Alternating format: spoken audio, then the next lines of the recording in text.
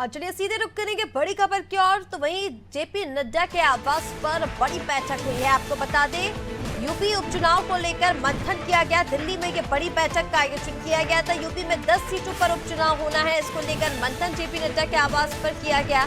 जिताऊ उम्मीदवारों के नाम पर मंथन हुआ। सपा के प्रभावी वाली सीटों पर विशेष रणनीति बनाई गई। सपा की प्रभावी सीटों पर उतारे जाएंगे मजबूत प्रत्याशी। तो भारतीय जनता पार्टी की यह बड़ी बैठक दिल्ली में आयोजित की गई। पिछड़े वर्ग पर भाजपा का विशेष फोकस इन 10 सीटों पर रहने वाला है। आबादी के हिसाब से जातीय समीकरण भी अहम मायने रखता है, जिसको लेकर रणनीति बनाई गई। उम्मीदवारों पर केंद्रीय नेतृत्व के साथ मंथन इस दौरान किया गया। 27 संभावित उम्मीदवारों के नाम पर मंथन हुआ है। सीएम योगी आदित्यनाथ बैठक में मौजूद रहे। तो इस दौरान आपको बता दें दिल्ली में जेपी नड्डा के आवास पर बड़ी बैठक हुई है। मुख्यमंत्री योगी आदित्यनाथ भी इस बैठक में शामिल हुए। आपको बता दें उत्तर प्रदेश में 10 सीटों पर उपचुनाव होने में ऐसे में क्या कुछ रणनीतियां होनी चाहिए, उन 10 सीटों पर किन उम्मीदवारों को उतारना है, किन जिताऊ लोगों के चेहरे जो हैं वो सामने आए हैं, इन तमाम चीजों पर मंथन इस बड़ी बैठक में हुआ। मुख्यमंत्री योगी आदित्यनाथ भी इस दौरान बैठक में मौजूद रहे। सपा का जिन सीटों पर प्रभाव है उनको लेकर खास रणनीति बनाई गई है कि कैसे समाजवादी पार्टी को उन सीटों पर बीट किया जाए। खासकर पिछड़े वर्ग पर पार्टी का ज्यादातर फोकस रहेगा। तैयारियां इसको लेकर पार्टी की ओर से तेज कर दी गई हैं। 9 सीटों पर उम्मीदवार लगभग फाइनल है। निषाद पार्टी के टिकट पर संशय फिलहाल वहां पर देखा जा रहा है। तो उत्तर प्रदेश की 10 विधानसभा सीटों को लेकर भारतीय जनता पार्टी ने तैयारियों को अंतिम रूप देना अब शुरू कर दिया है। और इसी क्रम में 10 सीटों पर जो उपचुनाव होना है उसको लेकर दिल्ली में बड़ी बैठक केंद्र की हुई, जिसमें केंद्र के बड़े मंत्री मौजूद रहे। मुख्यमंत्री योगी आदित्यनाथ इस बैठक में मौजूद रहे। यूपी की 10 सीटों पर उपचुनाव होना है। एनडीए के तहत निषाद पार्टी की सीट पर संशय की स्थिति जो है वो फिलहाल बनी हुई है। इसको लेकर भी वहां पर रणनीति बनाई गई कि कैसे जो निषाद पार्टी की सीट है उस पर जो संशय सामने आ रहा है उसको दूर किया जाए। और भाजपा बैठक में उम्मीदवारों के नाम लगभग तय कर दिए गए हैं। तो उपचुनाव को लेकर ये बड़ी बैठक सामने आई है। आपको बता दें 10 सीटों पर उपचुनाव होने हैं और ऐसे में रणनीति बनाना जो है वो बीजेपी ने शुरू कर दिया। और चलिए ज्यादा अपडेट के साथ हमारे सहयोगी अभिषेक शर्मा हमारे साथ जुड़ गए हैं। अभिषेक, कल जिस तरह से बैठक जेपी नड्डा के आवास पर हुई, मुख्यमंत्री योगी आदित्यनाथ भी इस दौरान बैठक में मौजूद रहे। कई सारी परिस्थितियां ऐसी थी इन 10 सीटों पर, चाहे वो सपा के प्रभाव वाली सीटें हों या निषाद पार्टी वाली सीट हो, इन तमाम सीटों को लेकर क्या कुछ चीजें सामने आई हैं? दोनों चीजें खोली हैं आप सब ओके? अभिषेक, आप मुझे सुन पा रहे हैं? चलिए शायद संपर्क अभिषेक से नहीं बन पा रहा है। तो बैठक इन सीटों पर को लेकर हुई है। इन सीटों को लेकर रणनीतियां बनाई गई हैं। आपको बता दें इन प्रत्याशियों के नाम जल्द होने वाली संसदीय बोर्ड की बैठक में घोषित कर दिए जाएंगे कि किन प्रत्याशियों को इन 10 सीटों पर उतारा जा रहा है। दिल्ली में रविवार को भाजपा के राष्ट्रीय अध्यक्ष जेपी नड्डा के आवास पर यह बैठक हुई है। 3 नामों के पैनल में से एक नाम जो है वो इस बैठक में तय किया गया है। जिताऊ उम्मीदवारों के चेहरे पर मंथन हुआ है और जल्द ही संसदीय बोर्ड की जो बैठक होगी उसमें इन 10 सीटों पर जो प्रत्याशी उतारने हैं उनके नाम सामने आ जाएंगे। भाजपा की हाई लेवल बैठक में सहयोगी दलों को सीट देने को लेकर भी मंथन हुआ है। निषाद पार्टी हो या फिर एनडीए के तहत इन जो सीटें हैं इन पर मंथन चल रहा था, इनको लेकर भी जगह दी जा सकती है, जिसको लेकर कल इस बैठक में चर्चा हुई है। जो जिताऊ चेहरे हैं उन पर मंथन किया गया है।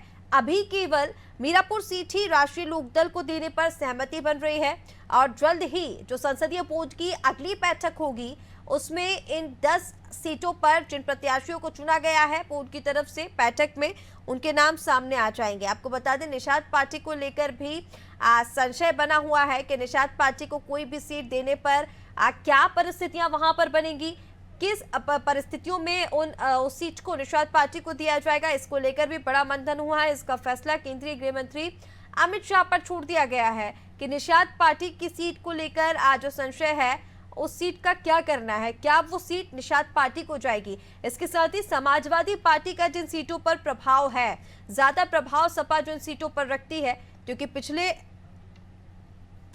लोकसभा चुनाव में जो नतीजे रहे हैं, समाजवादी पार्टी का कब्जा ज्यादा से ज्यादा सीटों पर रहा है और ऐसे में बीजेपी ने अपनी रणनीतियां और भी ज्यादा स्ट्रॉन्ग कर ली है। सपा जो है जिन सीटों पर उनका प्रभाव उन सीटों पर है, उस पर विशेष रणनीतियां बनाई जा रही हैं और अब राष्ट्रीय अध्यक्ष जेपी नड्डा की अगुवाई में इस बैठक में Amit Shah, CM Yogi Adityanath, deputy CM Keshav Prasad Maurya, Brajesh Pathak, BJP प्रदेश अध्यक्ष, ये तमाम जो चेहरे हैं वो इस बैठक में शामिल हुए थे। और चलिए अभिषेक हमारे साथ लगातार बने हुए हैं। अभिषेक, क्या कुछ जानकारी इस बैठक को लेकर? हाई लेवल ये बैठक हुई है और इस बैठक में जिन सीटों पर समाजवादी पार्टी का प्रभाव है उसको लेकर भी रणनीतियां बनाई गई हैं और निषाद पार्टी के को सीट देने पर भी संशय बना हुआ था, तो उसको लेकर क्या कुछ जानकारियां सामने आई हैं? देखिए, भारतीय जनता पार्टी के राष्ट्रीय अध्यक्ष जेपी नड्डा के आवास पर कल बड़ी बैठक हुई है, जहां केंद्रीय गृह मंत्री अमित शाह, यूपी के मुख्यमंत्री योगी आदित्यनाथ, दोनों डिप्टी सीएम, इसके अलावा प्रदेश अध्यक्ष भूपेंद्र चौधरी और महामंत्री संगठन धर्मपाल सिंह मौजूद रहे। बैठक में 9 सीटों पर भारतीय जनता पार्टी ने अपनी तैयारियां जो है वो जाहिर की हैं। 9 त्रिक 27 यानी हर सीट पर 3 नामों का पैनल केंद्रीय नेतृत्व को दिया गया है। माना जा रहा है कि नामों पर मंथन हुआ है, लेकिन अभी जो लिस्ट है वो जारी नहीं की गई है। हाँ, ये है कि जिताऊ उम्मीदवार कहां पर किसका समीकरण फिट बैठ रहा है, इन सभी विषयों पर चर्चा हुई है। एक सीट राष्ट्रीय लोकदल को दी जा सकती है, लेकिन इसका भी फैसला केंद्रीय नेतृत्व करेगा। निषाद पार्टी को क्या सीटें देनी है या सीटें नहीं देनी है, इसका भी फैसला केंद्रीय नेतृत्व करेगा। लेकिन बीजेपी ने अपनी जो तैयारियां हैं उसको अंतिम रूप देना शुरू कर दिया। देखिए, 20 अक्टूबर तक राज्यों के चुनाव का ऐलान होगा, उसी के साथ यूपी के उपचुनाव की तारीखों का ऐलान हो सकता है। समाजवादी पार्टी ने 10 सीटों में 6 सीटों पर प्रत्याशी उतार दिए हैं, तो अब बीजेपी के पाले में गेंद है और बीजेपी क्या सभी 10 सीटों पर अकेले चुनाव लड़ती है या 9 सीटों पर लड़कर 1 सीट राष्ट्रीय लोकदल को देती है। देखिए, निषाद पार्टी को भाजपा सीट देगी या नहीं देगी, निषाद पार्टी कितना दबाव बना पाएगी, इसमें बहुत संशय है। लेकिन राष्ट्रीय लोकदल कहीं ना कहीं भारतीय जनता पार्टी का पश्चिम उत्तर प्रदेश में एक मजबूत सहयोगी दल है और यही वजह है कि राष्ट्रीय लोकदल को 1 सीटें जा सकती है। यही वजह है कि 9 सीटों पर 27 बिल्कुल अभिषेक, जिस से आप बता रहे हैं, देखिए 9 सीटों पर जो चेहरे हैं वो कहीं ना कहीं पार्टी की ओर से तय कर दिए गए हैं। जल्द ही जो अगली संसदीय बोर्ड की बैठक होगी उसमें जो चेहरे हैं वो प्रत्याशियों के नाम निकलकर सामने आएंगे। एक सीट को लेकर जो आप बता रहे हो, निषाद पार्टी की जो सीट को लेकर संशय बना हुआ है, फिलहाल वो जो फैसला है वो केंद्र पर छोड़ दिया गया है। लेकिन अभी किन वर्ग पर बीजेपी का फोकस सामने आ रहा है, क्योंकि कहीं ना कहीं समाजवादी पार्टी जिन सीटों पर स्ट्रॉन्ग रणनीति बना रही है वहां पर जातीय समीकरण भी बैठाना होगा बीजेपी को। देखिए, बिल्कुल